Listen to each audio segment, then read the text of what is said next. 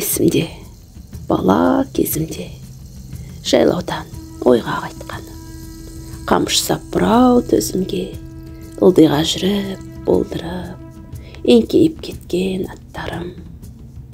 Көз шында кенет бір, жап-жасыл алап көрінді.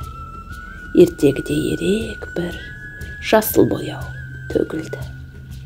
Жасыл бел жақты, жасыл бір, жуырда сөнбе соттарын. Жазыққа шығып жосылды, қарагер, құла аттарым.